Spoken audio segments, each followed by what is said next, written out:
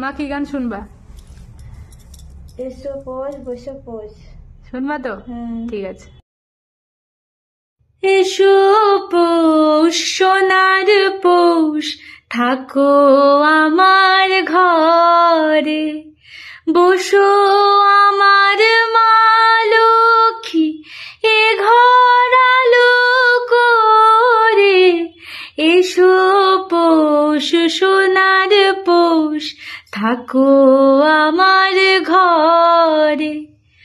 আয় জননীর পা ধোয়াই, চুল দিয়ে আয় পা মোছাই, জননীকে দি সাজায়ে আলতা সিঁদুরে।